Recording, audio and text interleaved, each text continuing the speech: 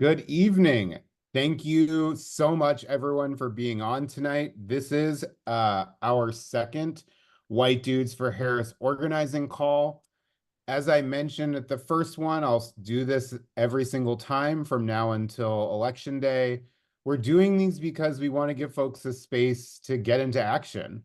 The idea behind them is for folks to get fired up, to learn something new, thanks to our partners at the National Democratic Training Committee, and to hear about potential volunteer opportunities and ways that you can get involved in your own community. Tonight, we're going to hear from some really incredible folks. First off, we're going to be hearing from Tony Award-winning actor Rory O'Malley, who is an activist and actor. You'll also be getting an excellent training from the National Democratic Training Committee on personal storytelling. And last but not least, you'll be hearing from Aiden, who is the head of program and strategy at Swing Left, and he will be talking to you about getting engaged in Senate and congressional elections. Last call, we had somebody on from the Harris Walls campaign to talk a little bit about how to get involved there. We have plenty of resources that we'll be sharing out after the call with folks if you want to get involved in either the presidential, a congressional, or Senate race. Next week, you'll be hearing a little bit more about how to get involved in state legislative work. But you know what? You're not here to listen to me talk. So without further ado, I'd like to tee it up to our good friend Rory to get us fired up ahead of this training. Hey, what's going on, White Dudes for Harris?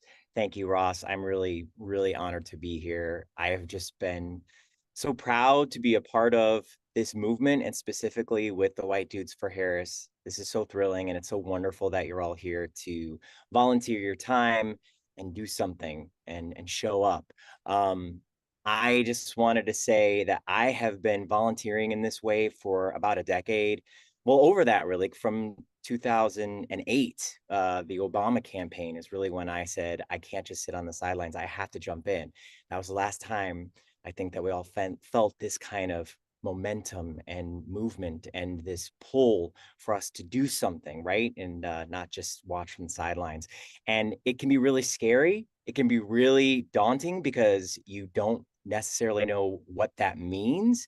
But I want to tell you that the first step is just showing up. And here you are. And people are going to walk you through all the steps that you need to take to connect with voters. And that is the most powerful thing you can do right now to help Kamala Harris become the president. And it's just incredible that you're here.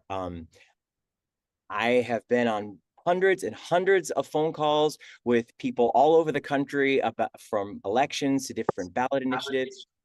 And sometimes you get hangups, sometimes you get wrong numbers. That's totally okay.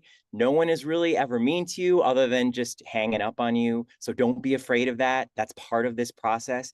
And then there are sometimes you get the phone calls that you will remember for the rest of your life. And it's why you show up to do this. I remember calling on reproductive rights in Kansas, and I was so scared. And I called up this one older woman, and she said she was almost 100 years old.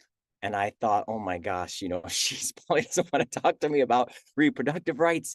And I was a little timid, and I started to give her the pitch and talk to her why I was calling to make sure that she protected abortion rights in Kansas. And she said, thank you so much for doing what you're doing. And this is so important. And I will never forget my 5-minute conversation with this woman who said she was born right after women had their right to vote. And she couldn't believe that she was going to have to fight for women to have rights again.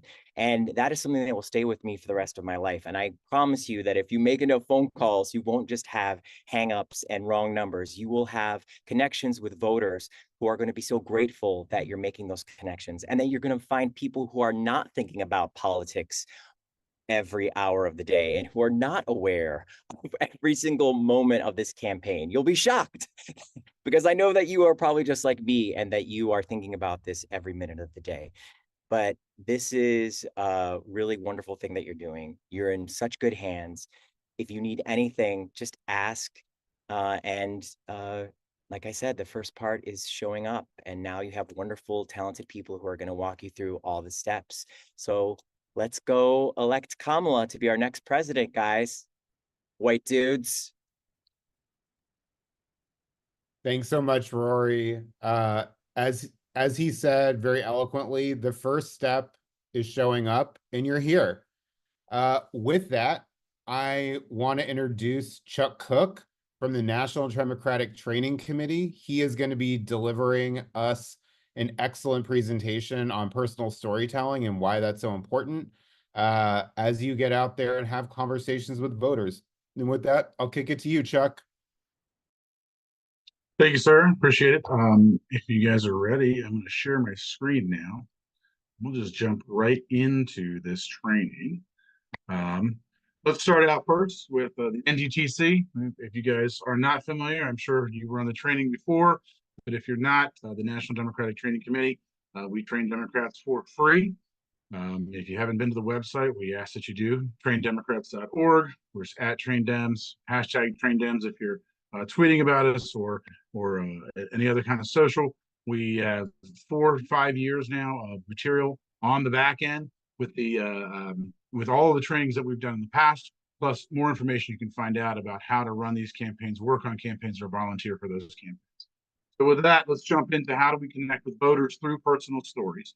A little bit about me. My name's Chuck Cook, former political director, a long time with labor unions. Also worked for the Maryland Democratic Party, worked at campaigns from every level.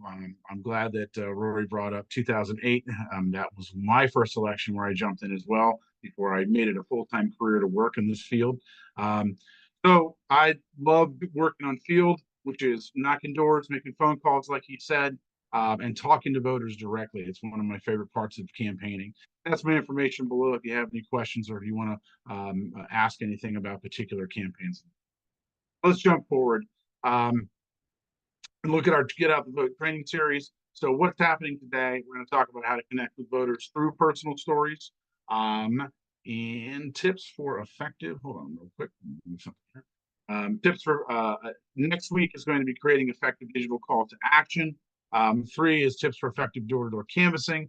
Then we'll move to tips for effective phone banking, how to help supporters make plans to vote. That's going to be on October the 22nd. And then how to help supporters make a plan to vote on October 29th as we lead out into the final GOTV time.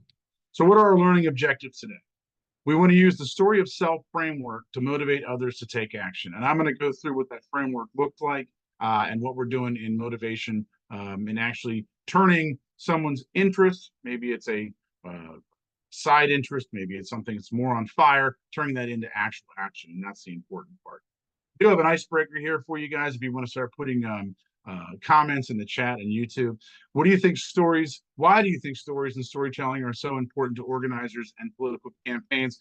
If you guys want to just put answers in there, we'd love to see them as they come through. So why your stories matter. Before I jump into this, I think that it's a truism and we should always center ourselves in this idea that voting is fundamentally an emotional action. We all like to sit around and say, you know, we go through every single little pros and cons and work out a spreadsheet to determine our votes based on all of the little policy matters. But fundamentally, it comes down to more of an emotional and a gut choice than anything else. And stories matter because we, as human beings, connect mostly through stories, not through data, not through 12-point white papers, but through those stories and through that back and forth that we have with other human beings, and why it's so important that these stories are told. These stories are done in such a way to gather someone's attention and to gain them, persuade them to move to where we need to get them to be. So that's why the stories matter, right? Personal stories, right? In the context of campaigns and organizing, stories are personal accounts of the impacts issues have on real people. So we're giving issues a face, right? Not just blindly putting data out there. We're giving it a face, we're giving it a name, we're giving it a story, something you can wrap your head around as another human, right? It's an important part of making the abstract concrete and making the political personal. An impactful story should answer the question, why should I support this specific candidate or cause, right? At the end of the day, we're going to tell this story and it's going to answer that question as what that story is going to do. So connection to hope and action, right? The connection stories bridge the personal and the political, right? Making abstract issues relatable. Why should I care? Into hope and action. Convey hope, motivating others to take action, voting, volunteering, donating that express their values. So what can I do about it, right? Stories are the means by which we establish personal connections and convey that hope, right? It's easier for people to understand why they should care about something when a name and a face are attached to the issue, especially when we see ourselves reflected in the story and the experience it's shared. And this isn't to say people shouldn't be presented with statistics, in fact. They should be used to bolster your story. They should be used to hold up the overarching story that you're trying to tell. It's best to connect the facts should be contextualized to stories that bring them to life, right? So let me give you two quotes, and you tell me what you think feels more relevant, right? First quote: the earth is warming at an unsustainable pace, and it's already devastating communities. We need an administration that gets how big of a deal this climate crisis is already, right? Versus the second quote: a dozen people in our country died this summer because of the heat wave. Most of them were seniors. So we need an administration that gets how big of a deal this climate crisis is already. Now, I would argue the second quote is more impactful, right? You are putting at least people here, right? Instead of just saying the earth is warming at an unsustainable pace, which is very ephemeral. It's not something you can glom onto emotionally. But when I tell you a dozen people in our country died this summer because of the heat wave, most of them were seniors. That's much easier for you to wrap your head around and see a problem on the ground and put a name and a face to it. So that story actually is a much better connection with someone. We know our grandparents. We know folks who are older. We know how they are potentially infirmed and could be affected. And this hits us much stronger than just putting out facts on an individual. So who do you share your stories with, right?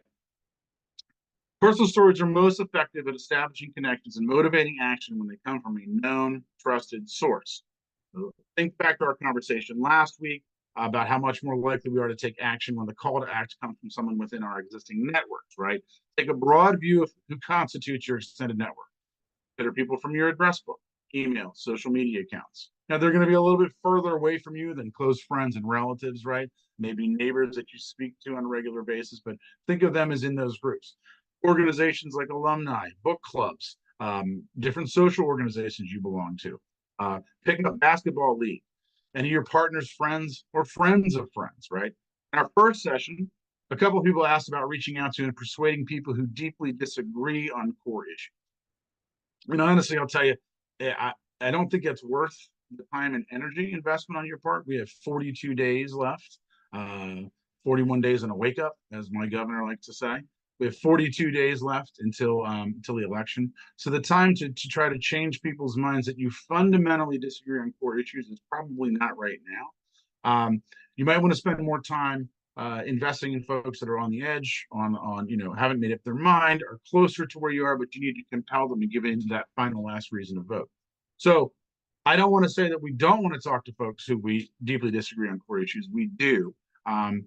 The urgency of the brief window between now and the election makes this not the best use of your time right now, but there's still people that you should invest energy in engaging throughout the year. So just regularly having conversations with folks. But right now, we probably want to focus much more on those who are persuadable. That's who matters who to share your stories with, right? So what are some common features of compelling personal stories? We'd love for you to throw some answers into the chat and YouTube so that we can see what they are and you can share with each other and connect that way. What are some common features of compelling personal story? So we're going to structure a personal story now. The most effective stories for motivating action, and that's specifically action in the form of voting, donating, or volunteering, follow a consistent formula.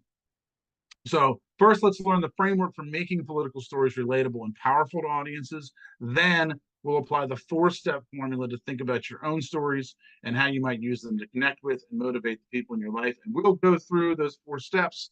And I actually have a personal story I'm going to tell here to kind of drive that point home. But let's jump into it right now and look at how we're going to break this down. So we're looking at a public narrative. Right, the formula for connecting political issues to personal experience. You have 3 big pieces here. You have the story of now, the story of us, and the story of self. Right, and they all work in conjunction with each other. You'll see next to the story of self where it says the 4 things that we're going to cover in a few: challenge, choice, outcome, and ask. And I'll get to those. But first, I just wanted to go over how these pieces come together. The story of self is a personal story that clearly and concisely encapsulate your values and why you are taking action, right? Just as a personal anecdote on this part, I used to do trainings for what's called precinct captains. So in where I live in the state of Maryland, there's a small piece of area called a precinct in an election area, and so we'd have someone that was in charge of that, and they needed to go out and talk to voters in their precinct and turn them out to vote. The most common question I would get on that, outside of the actual knocking on the doors or talking to them, was, well, what's the message? What message am I putting out there? What are the candidates telling me to message? What's our message? And I would say over and over again to them, your message is the reason why you're knocking on the door. So, for instance, my story of self would be, I'm out here today, and I would say the reason that has me up at 9 a.m. on a Saturday morning volunteering, and to make it personal. That's the personal story of self. Concisely encapsulates your values, why you're taking action. I have a young daughter. I am looking at the future of this country where women are being treated unequally. And as we continue to go forward, I'm not going to sit by and let it happen. So I actually go out and knock doors with my daughter. She's very helpful with me in that. So that's my personal story of why I'm going out and knocking doors, to provide, to make sure that the next generation has at least the same rights that we do right now and enjoy. So these are the reasons why you get out of bed and why you're there. What's your story? What's your reason to do it? And it fits into a larger model, right? Into the story of us. That's the collective story of a group or community's shared purpose, goals, and vision. What is the community's shared history, right? This speaks to the important political issues relevant for your community and the values and beliefs those issues reflect. So unlike the story of self, this is less a literal story as it is more of an awareness of place, culture, and worldview. So the story of us all together, our shared values, right? In determining what personal stories of self to share and the issues of most personal import to the people in your network. And then we have the story of now. So like the story of self, it's less of a personal story of why you're doing it, why you're out to do that work. And it's about shaping your story of self through a lens that clearly communicates to the audience 2 things: urgency and importance of action, and specific ways to take action now. And we're always going to get to that point where we're getting to that ask. And that story of now is going to bring that urgency of why we need to act. So let's look at the anatomy of a story of self. 4 things: challenge, choice, outcome, and ask. So let's jump right into challenge. Challenge is an issue that motivates action. Begin the personal story with share with others by expressing how a political issue shapes your daily experience, right? So in our example, Alvin Baker, as you can see here, regular guy in Arizona, wants to motivate his neighbor to vote. He knows from their conversation they share the same values, but his neighbors express some apathy about voting in their political climate in general. So Alvin begins by expressing the personal challenge presented by the real world impacts of political decisions, right? So did you hear about another teacher at our kids' school quit because of the lousy work conditions? They've had subs for over a month. It's really insulting to hear people talking about abolishing the Department of Education. So we've connected that, right? We can't even keep teachers in our classrooms. Then we move on to our choice. So I've started out with the challenge right there. Segue into choice. How did the experience of that challenge direct your actions, and what avenues exist to realistically make that change? Well, I try to volunteer at the school when I can, but I feel like nothing's really changing. And when I address the root causes, I think this election is a good way to do that. So now I'm making a choice. What's my outcome from that? Right? Set up. Well, I started attending these White Dudes for Harris calls to connect with other dads who believe it's time we start investing in education. So this is the outcome from that challenge, choice, and the challenge and choice brings us to this outcome. Want to find like-minded community members, learn strategies for mobilizing people in this. But we finish with an ask. Here's the final stage. We have a call coming up next Tuesday at 5 p.m. We're going to be learning how to use social media to get the word out about the Harris campaign. Are you down to join? And that's your final ask. You're going to end this with a call to action or an ask. And that's what we always want to end this with.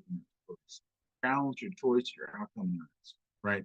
And an effective ask is arguably the most critical part of sharing your story with others. Recall our 2 goals: establishing connection, motivating action.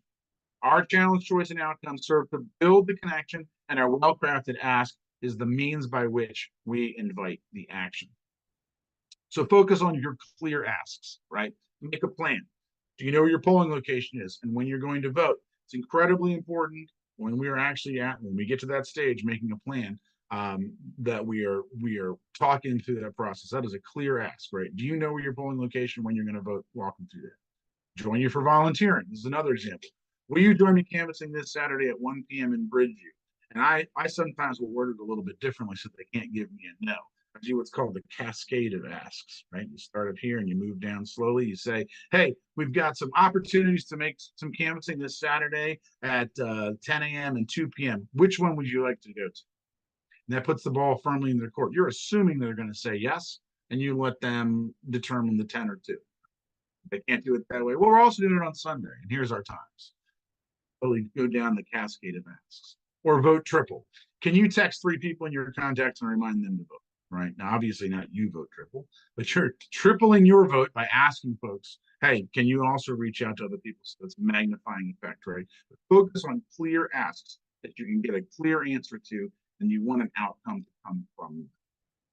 Okay, so let's practice, right? I'm going to go through a story I wrote real quick, a challenge, choice, outcome, and ask. And you guys can put into the chat in YouTube where you think the challenge, the choice, and the outcome, and the ask were.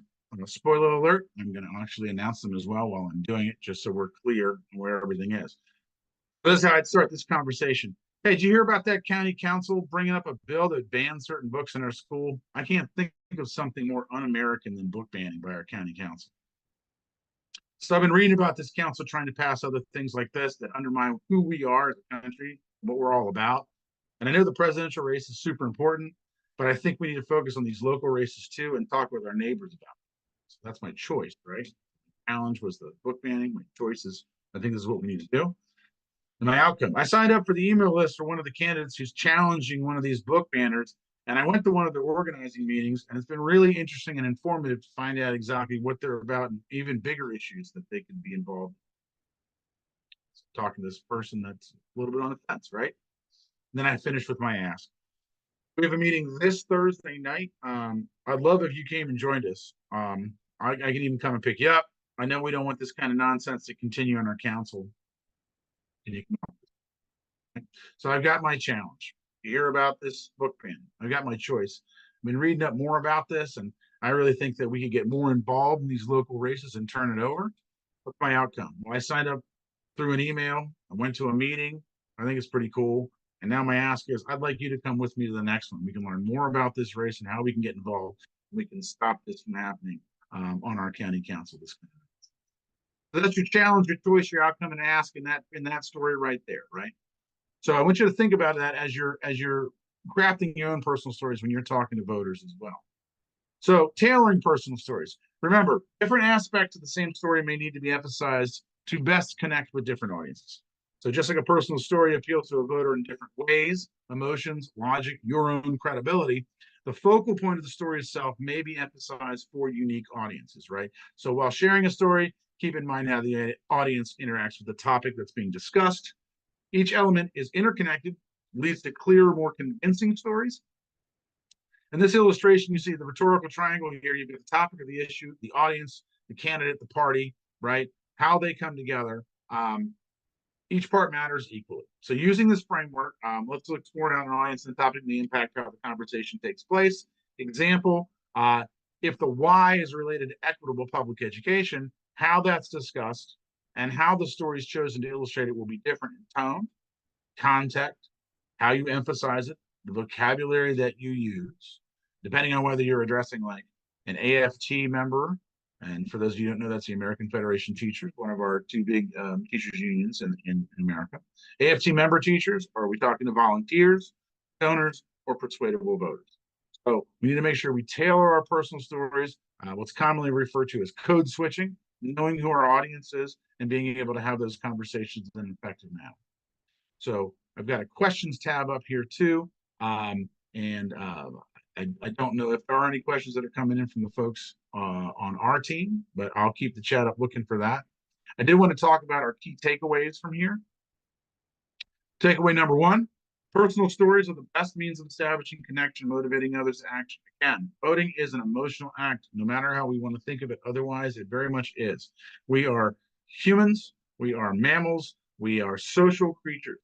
We share our stories. 200,000 years ago, we sat around a fire and we talked, and we still do that today. And we evolved in a way that means that we are story creation machines. We consume them and we create them, and it's how we communicate. It's an incredibly important aspect of everything we do. So there's no reason why we should not be using effective stories, personal stories, in elections, right? So it's incredibly important that we are approaching this from that standpoint. Takeaway number 2, effective personal stories tend to follow a consistent structure: challenge, choice, outcome, and ask. We went through that specifically. Takeaway number 3, focus on making asks that invite people to take a very specific single action. Vote, remind others to vote, volunteer, donate, share messaging of some sort, right? And I always, like I said, I like to, when I'm talking to volunteers, ask the cascade of asks. Can you do this? No. Well, what about this? Well, what about this? How about this? Right? Make sure that you have those asks ready to go.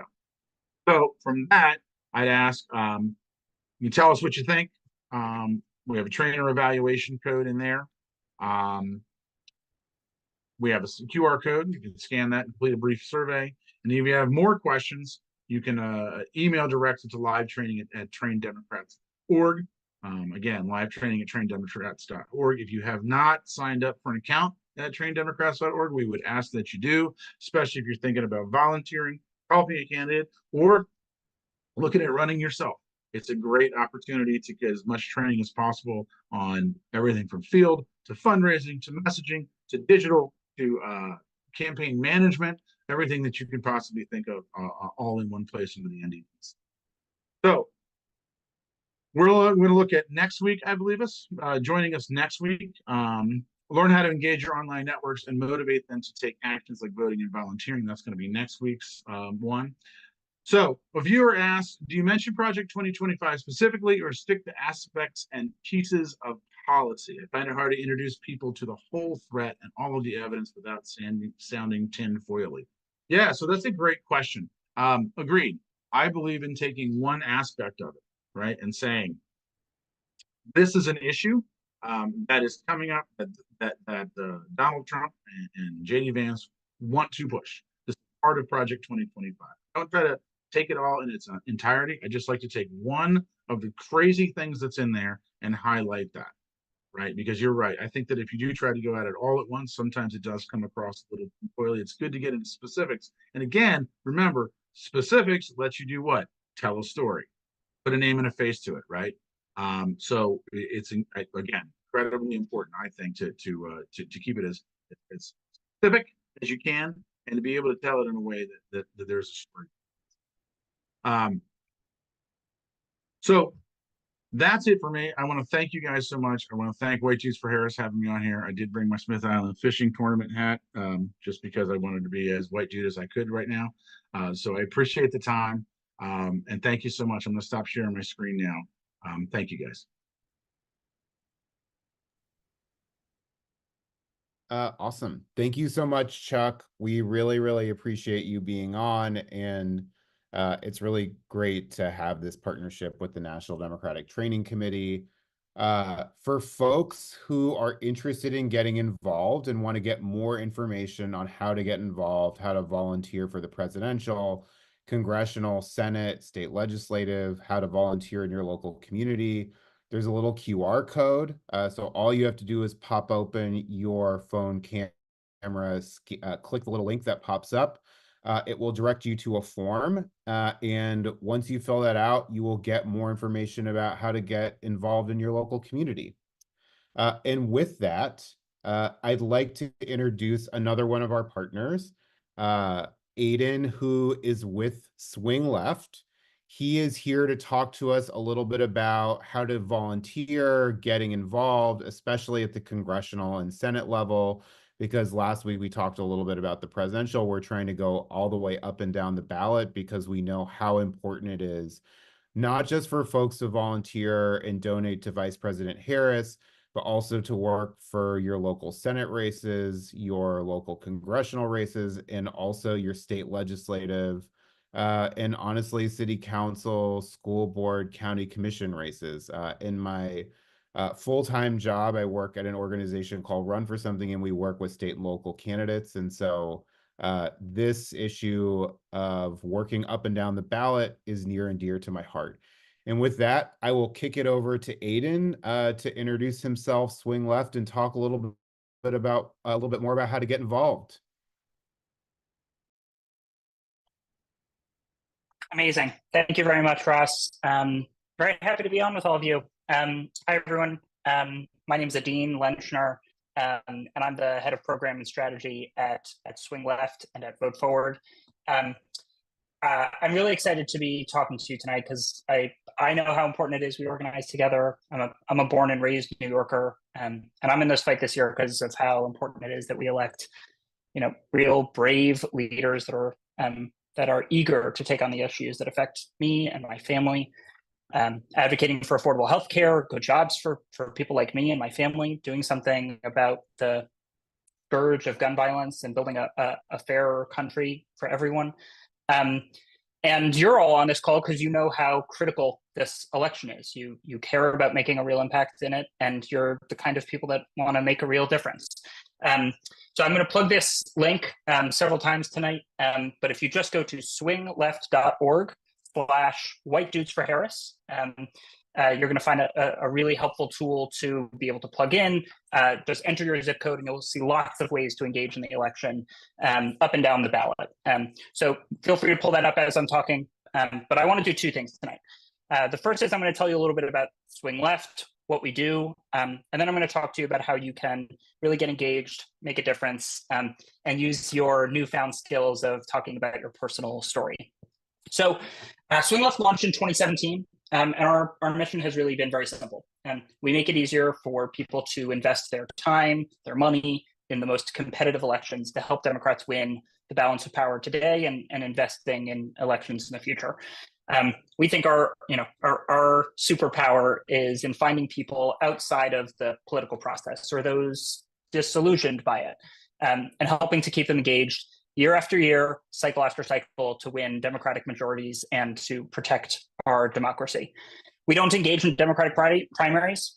Instead, we work early to win races key to Democratic majorities. We started with a singular focus on winning back the House, as Ross said, and since 2020, we focused on winning federal trifectas. So that's the presidency, the Senate, and the House, and tipping the balance of power at the state level. So since 2017, we've built an army of more than 1 million members, and we've contacted nearly 50 million voters, raised nearly $90 million for Democratic candidates, state parties, and civic organizations.